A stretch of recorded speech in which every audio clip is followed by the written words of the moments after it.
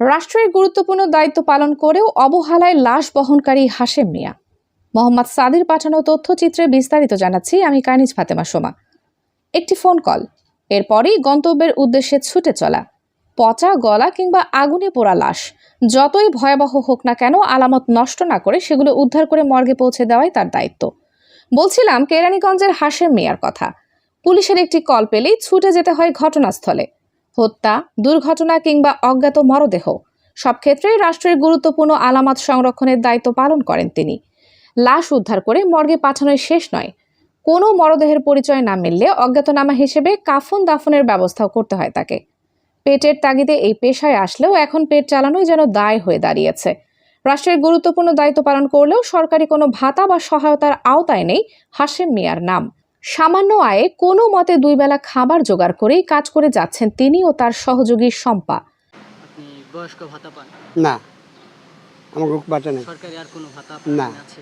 সরকার ভাতা বলছে যে দুই হাতে কাজ করি, এই দুই হাতে আল্লাহ যা খাওয়ায়। কোনো আমাকে সরকার বেতন দেয় না, কোনো সরকার দশটা পাই না। রেশন নেই, বাজার নেই, এই যে ইটারা বা মাসে বাজার পায়, মেম্বার চেয়ারম্যানের দেয়।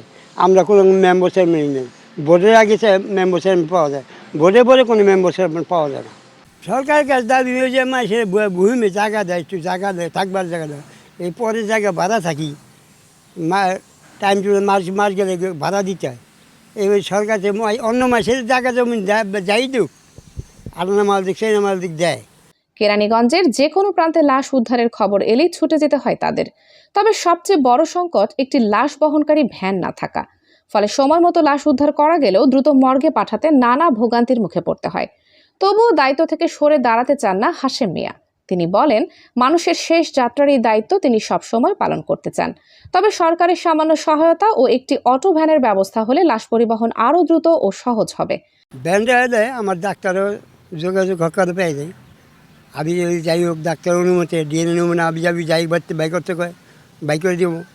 এই ভ্যানের কারণে আমার হক হয়। যদি ভ্যানটা যদি দেরি হয়, দেরি হয়ে পাই, তো আমার কামটা একটু দেরি হয়, আজকে কাম বা কালকে হয়, এমনটি কাম। এবার এই যে সাম্পা হয়তো নমুনা বাঁধে, যারা পুলিশে বুঝাই দেয়, পুলিশে বুঝায়, কেউ চা খেতে 10 টাকা দেয়, কেউ দেয় না। রাষ্ট্রের গুরুত্বপূর্ণ এই সেবার সঙ্গে জড়িত হাশেম মিয়ার মতো মানুষদের প্রতি সংশ্লিষ্ট কর্তৃপক্ষের দৃষ্টি আকর্ষণ করেছেন স্থানীয়রাও।